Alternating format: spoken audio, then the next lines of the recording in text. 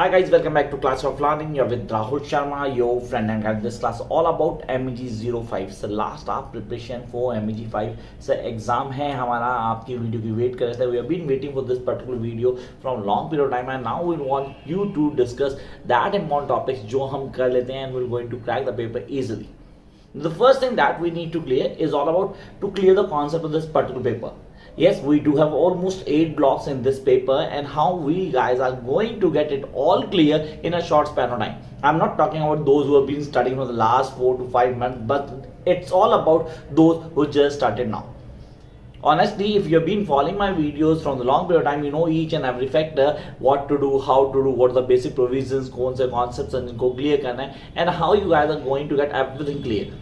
But here I'm talking about one more thing that you guys need to clear in your mind, that to crack this paper we need to be selective. Seriously, we need to be selective, and we need not to have any fear in our mind regarding this particular paper कि यार ये paper नहीं होने वाला है, tough paper है. तो sorry to से यू, टफ तो बिल्कुल नहीं है पेपर, हम बड़े आराम से कर सकते हैं, and we can score maximum marks in it, maximum. अब आपने कहा सर मैक्सिमम कैसे करेंगे, तो पहले क्लियर करते हैं, हम चलते हैं block wise. I am not going कि मैं ये भी कर लूँ, मैं वो भी कर लूँ, मैं सब कुछ कर लूँ, नहीं, मैं बहुत आराम से चल रहा हूँ, ब्लॉक वाइज चल रहा हूँ. तो अगर आपके पास पेन नहीं है तो पेन लो and have a register of your, ताकि आप लिख पाओ. The first thing, seriously, block one. Sir block one, literary theory. What is literary criticism. अगर मैं लिटरेरी थ्योरी की बात करता हूँ, इंट्रोडक्शन बोलते हैं उसको हम. अब इंट्रोडक्शन में पहला पॉइंट जो दिमाग में आ रहा है वो ये आ रहा है कि यार इसमें मुझे क्या क्या पढ़ना है. तो इसमें आप खाली लिटरेरी क्रिटिसिज्म क्या है उसको क्लियर करो, उसके कॉन्सेप्ट को समझ लो, that is really important. Along that, please work out the functions.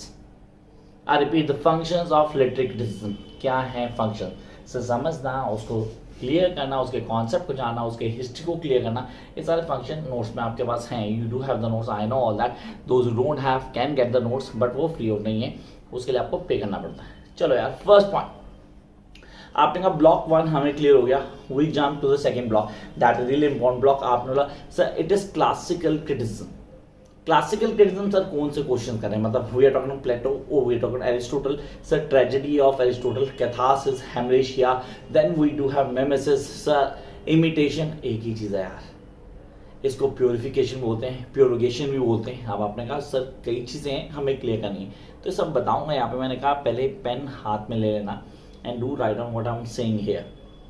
Yes, I do have busy schedule. I'm not able to upload the videos as per students demand. नहीं कर पा रहा, sorry guys, टाइम नहीं बन पा रहा. हाँ definite मैंने कोशिश ज़रूर की है कि मैं लाइव आ पाऊँ, आप लोगों से मिल पाऊँ. आज भी पेपर था शायद MEG 02 का ब्रिटिश ड्रामा. कैसा हुआ मेरे स्टेटस को प्लीज़ देख सकते हो. ऐसे बड़े सारे स्टेटस आते हैं, मैं सिर्फ 2 या 3 का शेयर करता हूँ जो सबसे पहले आते हैं, और वो भी आज मैंने बहुत लेट शेयर किए. तो आप पहले क्लियर करना कि हम हर चीज़ को फॉलोअप नहीं कर पाते, और हर चीज़ मेरे हिसाब से नहीं चलती है. जो शुरू से जुड़े हुए हैं मेरे चैनल से या मेरी क्लासेस से, जो ऑनलाइन क्लासेस ले रहे हैं, yes they have a great result. वो आगे भी आएगा और आता भी रहेगा. Those are interested join online और offline can join it easily. पूरा प्रोसेस आपको पता है, मेरा नंबर नीचे आ रहा होता है. You can WhatsApp and get to know the details. क्या फॉलोअप है उसको डील कर सकते हैं. लेकिन यहाँ अभी हम बात कर रहे हैं क्लासिकल क्रिटिसिज्म की. क्लासिकल क्रिटिसिज्म में जो क्वेश्चन आपको ऑन टिप करना है, that is explain the 6 elements of tragedy according to Aristotle. Should I repeat? Yes, explain the 6 elements of tragedy according to Aristotle. मतलब मुझे क्लियर हो जाए. अब मेरी स्टूडेंट ने कल पूछा था ऑनलाइन सेक्शन के अंदर, सर 6 एलिमेंट्स कौन से हैं. पहला plot. I repeat, plot is the key. अब मैं प्लॉट को छोड़ दूं, should I leave the plot? No, I can not leave, I have to deal with plot. आपने कहा प्लॉट क्लियर करना जरूरी है, प्लॉट के कॉन्सेप्ट को समझेंगे. प्लॉट एंड कैरेक्टर क्या होता है, उसकी कंपैरेटिव स्टडी हमें आनी चाहिए. Then next one the character. Plot हो गया, कैरेक्टर हो गया. The next one the thought. Plot, character, thought. Next, the diction, the language that was being used by you while writing that particular part. And then melody means the song. अब आपने कहा the last, spectacles. What does mean by the spectacle? क्या होता है pleasant speech, spectacle, how they deal with it. ये सारी चीज़ें highlight करनी है आपको, इस पॉइंट को ऑन टिप करना है. Jump up to next segment. मेरे ख्याल से पहला क्वेश्चन सबने लिख लिया. दूसरे पे आते हैं the second one. Series second one है, that is really important one. यहाँ कहता है what is the reason for Plato hostile towards art. What is the reason of Plato's towards hostility? Sir, what is hostility towards art? अब यहाँ पूरा बताना पड़ेगा प्लेटो का पॉइंट ऑफ व्यू क्या है, किसके लिए, आर्ट के लिए, या पोएट्री, एक्टिंग, लिटरेचर, उसको क्लियर करेंगे, उसके कॉन्सेप्ट को बताएंगे, and that will really work for you. Come to the next one, that is discuss tragic falling and explain how it lead to tragedy. Tragic falling क्या है, short note में भी आती है. एडिपस का कॉन्सेप्ट डाल सकते हो आप, एग्जाम्पल डाल सकते हो, हेमलेट को डाल सकते हो आप, डॉक्टर फोस्टस को डाल सकते हो. ये कैरेक्टर्स हैं जिनको आप अगर ऐड करोगे definitely you get seriously view point, different impression from the other people who the examiner interest in your answer. ये सारी चीज़ें आपको ऑन टिप होंगी. तो how you going to deal, इसके कॉन्सेप्ट क्या होंगे, कैसे फॉलो अप करोगे, एक एक चीज़ को क्लियर कर लेना. आई होप यहाँ पे क्लियर हुआ. सर इसके अलावा कुछ करना है, एरिस्टोटल प्लेटो के दोनों के ओपिनियन को डिफ्रेंशिएट कर लेना. इसके अलावा आपको इस ब्लॉक में और कुछ नहीं करना, आई मीन कुछ नहीं करना, सिर्फ और सिर्फ इन कॉन्सेप्ट को क्लियर करना. Jump up to the next block, that is romantics. मैंने कहा रोमांटिक्स नहीं छोड़ना, डेफिनेटली नहीं छोड़ना, आना ही चाहिए हर हाल में, किसी तरह से छोड़ने वाले नहीं है, हमें इसको ऑन टिप कर लेना है. रोमांटिक्स से 3 लोग डोमिनेंट है.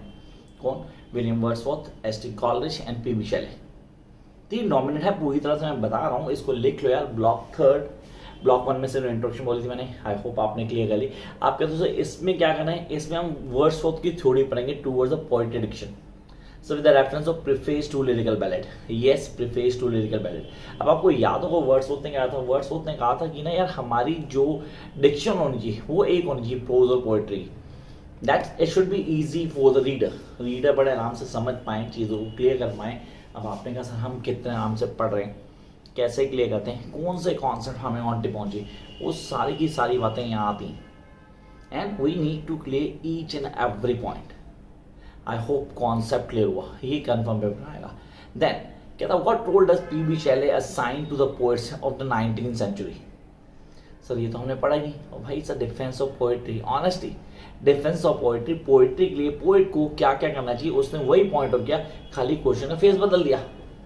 अब स्टूडेंट मुझे बोलते हैं सर हमने जो क्वेश्चन किए थे आपने एग्जैक्टली वैसे क्वेश्चन नहीं आए एग्जाम में. भाई वर्ड्स चेंज होते हैं थोड़े, इधर उधर खेल लेता हो. एग्जाम में वर्ड्स का खेलेगा तो डेफिनेटली. अब आप लोग एमए कर रहे हो, आपको पता है कि क्वेश्चन वही है, क्वेश्चन घुमा के दे देगा तो क्या अलग हो जाएगा, बिल्कुल नहीं होगा, वही रहेगा. अब मैंने प्रीफेस टू लिरिकल बैलेड का भी क्वेश्चन दिया था, अगर इस क्वेश्चन को दूसरा बदल देता हूँ, कहता what do you mean by the spontaneity, emotion, personality. I repeat, in words of theory of poetry. तो सर क्या ये अलग हो गया. अब आपको लिखने का तरीका कैसा है, how you write down the answer, ये सारी चीज़ें यहाँ आती. I hope you guys are going to follow this. Sir last question from this block, that is comment on fancy and imagination from the point of view of S T Coleridge. I repeat, comment on the fancy and imagination from the point of view of S.T. Coleridge. अब इसके अलावा इस block में और कुछ नहीं बचा. अब एक क्वेश्चन बार बार मुझसे पूछते हैं सर ये neo criticism, I repeat sir new criticism बोलो, नियो क्रिटिसिज्म बोलो, नियो क्रिटिसिज्म थ्योरी बोलो, इसमें सर ये है क्या एक्चुअली, इसको कैसे क्लियर करेंगे. तो इसका क्वेश्चन आपने नोट्स में देखा होगा, क्वेश्चन नंबर 6 या 7 है शायद, ठीक है, जहाँ मैंने उसको हाईलाइट किया, define the features of new criticism. क्या फीचर्स हैं न्यू क्रिटिसिज्म के, उसको हाईलाइट करेंगे, उसके पॉइंट्स को बताएंगे. And we guys need to clear each and every point from the very beginning to the last. इसको प्लीज़ फॉलो अप करना, बड़ा आराम से हो जाएगा. अब सर क्या है इसमें टी.एस. इलियट का रोल करना है हमने, should we go the work of the T S. Eliot in new criticism. New criticism sir इसका रोल है, डेफिनेटली है. What does Eliot mean by the dissociation of sensibility. So in dissociation, अब ये read करना है, आपके नोट्स में है, specially in the 17th century. Ethos. I hope you guys are writing. अगर आप लिख रहे हो तो अच्छी बात है, नहीं लिख रहे तो कांट हेल्प इट यार, इसको दोबारा देखना पड़ेगा. आप फॉलो अप करोगे. आपने कहा सर इंस्टा पे आपके क्वेश्चन हमने चेक कर लिए, डेफिनेटली वो होंगे इम्पोर्टेंट क्वेश्चन है वहाँ, बट यहाँ मैं पूरे फ्लो में बता रहा हूँ, जो जो चीज़ दिमाग में आ रही है मैं उसको हाईलाइट करता रहा हूँ. सर ब्लॉक 1 आई होप मैंने क्लियर कर दिया कि 2 टॉपिक्स हैं, खाली वो क्लियर करने. ब्लॉक 2 हमने कहा क्लासिकल क्रिटिसिज्म, उसको ऑन टिप कर लिया. ब्लॉक 3 रोमांटिक्स हो गया सर, डन है. Block 4 last intentional policy. I repeat intentional policy, उसको प्लीज़ ऑन टिप कर लेना यार, फिर बाद में बोला कि सर मैंने बताया नहीं. Come up next phase that is Marxism की बात करेंगे। We are talking Marxism. अब मार्क्सिज्म इसको क्या करते हैं, क्रिटिकली एनालाइज करते हैं। Critically analyse the role, I repeat, role ideology, the role ideology in the production following the Marxist criticism. Sir role ideology क्या, मार्क्सिज्म को पढ़ने के लिए दो चीजें हमेशा दिमाग में रखनी चाहिए। कौन सी, बेस और सुपर स्ट्रक्चर। नहीं किया तो डेफिनेट प्रॉब्लम हो जाएगी, अगर आपने कर लिया तो बहुत अच्छे से कर लोगे। तो बेस और सुपर स्ट्रक्चर इसको क्लियर करना, and then will jump to the next question that is, sir base और सुपर स्ट्रक्चर तो है, how does an artist become conscious to it. एक आर्टिस्ट कैसे कॉन्शियस बनता है इसके लिए। आप आर्टिस्ट हो, आप अपने बेस से अलग नहीं हो, मतलब जो आपका बैकग्राउंड है, जिन चीज़ों को आप फॉलोअप करते हो, आप उसी के चारों तरफ घूम के लिखो जो भी लिखोगे। आपकी आइडियोलॉजी, आपका वर्क, हर चीज़ उसी के चारों तरफ घूमेगा, और आपको क्लियर कर लेना है। आपने कहा सर हाँ इसको करेंगे, इसको करने का तरीका होगा, कैसे फॉलोअप करना, उस प्लान को समझ लेते हैं। जंप करते हैं नेक्स्ट सेगमेंट पे that is, sir Marxism done. तो मार्क्सिज्म क्लियर हो गया। सर हमने रोमांटिक्स को क्लियर कर लिया, हमने न्यू क्लासिज्म को क्लियर कर लिया, हमने क्लासिकल क्रिटिसिज्म को क्लियर कर लिया, और हमने क्या किया सर, हमने एक और क्लियर कर लिया दैट इज द इंट्रोडक्शन। क्या रहेगा सर, याद रहेगा डेफिनेटली फेमिनिज्म रहेगा ना। यस फेमिनिज्म रहेगा ना। 6 ब्लॉक कहे थे क्या, 6 ब्लॉक तो ऑन टिप है, ब्लॉक 2, 3, 4, 5, 6 सीरियसली डीकंस्ट्रक्शन की इंट्रोडक्शन बताऊंगा खाली। तो आगे हम ब्लॉक 6 के ऊपर, ब्लॉक 6 दैट्स फेमिनिज्म। तो सबसे पहले इवेल्युएट करते हैं किसको, एलेना शोवाटर को। ये सारे पे इवेल्युएट करते हैं the work of Elaine Showalter in feminist criticism. अब शोवाटर का वर्क अगर मैं बोलूँ तो सर यहाँ पे हमारे लिए बहुत इंपॉर्टेंट है। अगर मैं वर्जीनिया वूल्फ की बात करूँ तो रूम वॉन उसके कॉन्सेप्ट को क्लियर करेंगे, लेकिन यहाँ उसने आइडियोलॉजी को फॉलो किया। वो आइडियोलॉजी एजुकेशन को लेकर थी, किन चीज़ों को हाईलाइट कर रही है, कौन से पॉइंट्स हमें क्लियर करने हैं, वो सब यहाँ आते हैं। And then will come to the next point that is really important. आपने कहा सर उसको भी क्लियर करना, उसके कॉन्सेप्ट को समझना है। तो वो सर एक छोटा सा पॉइंट था मेरे दिमाग में बार बार आया था, should I go for that, मतलब सर फेमिनिज्म नहीं था, ये मिस हो गया। कहा था सर ये तो था न्यू क्लासिज्म से, सर उसको क्लियर करना था। Sir Ronald Barthes, the Ronald Barthes ideas of work in the test of essay from work to text, from work to text कहाँ से मिलेगा सर, मेरे नोट्स में आंसर मिल जाएगा आपको, डोंट वरी अबाउट इट, आराम से क्लियर कर पाओगे आप। And then next question, this is the important one, मेरे ख्याल से ये जरूर करना आप लोगों ने। क्या था, what are the implication of the distinct sex and gender, distinct sex and gender set by feminist theories. Feminist theory के हिसाब से सेक्स और जेंडर में क्या डिस्टिंक्शन है, उसको क्लियर करना, उसके कॉन्सेप्ट को बताना है, and we I need to mention this. Virginia Woolf please make sure उसको आप कर लोगे, रोनाल्ड बार्थ आप कर चुके हो। Next one, what is deconstruction. Yes I am coming to 7th block, यहाँ मैंने डीकंस्ट्रक्शन में टाइम दिया, उसके अलावा मैंने कोई टाइम नहीं दिया। What is deconstruction, is deconstruction effective tool for analysing literary test. या लिटरेरी टेस्ट को एनालाइज करते हैं, उसके कॉन्सेप्ट को समझते हैं, कहाँ पे कैसे करने का तरीका क्या है, इन बेसिक्स को फॉलो करते हैं, सारी चीज़ें आती हैं। सर इसके बाद एक और टेक्स्ट है हमारे पास, अगर पोस्ट कॉलोनियल लिटरेचर कंपैरेटिव्स को बोलते हो आप। आपने ऐसा इसमें क्या कोई क्वेश्चन करें, एक क्वेश्चन कर लेना यार, अगर आप कर सकते हो तो, नहीं करते तो कोई फर्क नहीं पड़ रहा, सीरियसली कोई फर्क नहीं पड़ रहा। And that is what are the major concerns of post colonial theory.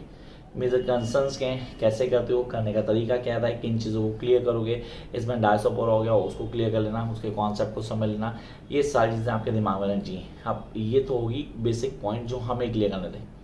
अब आते हैं सर हम जो लास्ट ब्लॉक है ना, उसमें लैकेन के मेन कॉन्ट्रीब्यूशन की बात करते हैं, साइको एनालिटिकल थ्योरी। तो लैकेन कॉन्ट्रीब्यूशन, साइको एनालिटिकल थ्योरी, जिनके पास टाइम हो प्लीज़ वो करें, जिनके पास नहीं हो छोड़ सकते हैं।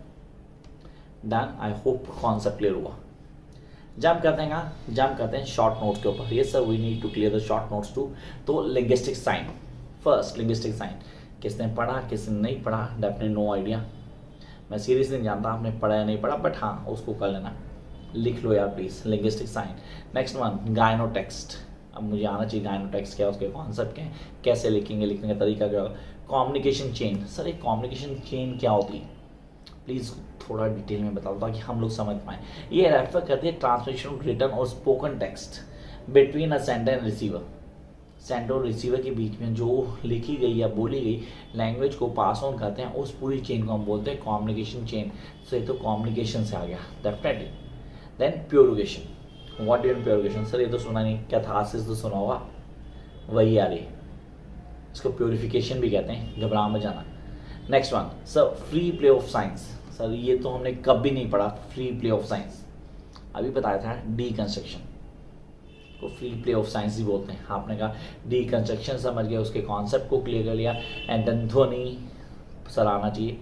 उसके बाद सर अलंकारा, या डेफिनेट ध्वनि हो गया, अलंकार हो गया, रेजिस्टेंस टू थ्योरी, हाँ प्लीज होनी चाहिए। रसा तो नहीं छोड़ोगे आप, I know that you guys are going to do block 1 से, उसको बिल्कुल नहीं छोड़ना। Signifier, signified, irony, I hope सारे के सारे लिख रहे हैं। अब आपने कहा यहाँ पे इसको क्लियर किया, इसके क्लियर कॉन्सेप्ट में एक था स्फाटा, श्रुति, स्फाटा, श्रुति, ethos, mythos, hamartia, tragic flaw, hamartia tragic flaw भी कहते हैं।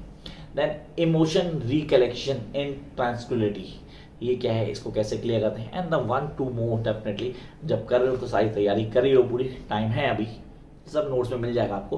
देन ऑब्जेक्टिव कोरिलेटिव्स, आपने कहा ऑब्जेक्टिव कोरिलेटिव करना है। And then last, see this last, खत्म यार, और कुछ नहीं चाहिए, ये था लास्ट। अब हम कैसे तैयारी करें sir, what be the best way. सारे क्वेश्चंस मैं बता चुका हूँ, आप लोगों इनको फॉलोअप करो। किसी तरह की कोई दिक्कत आती है, सीधे से किसी तरह की कोई दिक्कत आती है क्या, कमेंट बॉक्स आपके पास है। तब तक wish you all the best guys.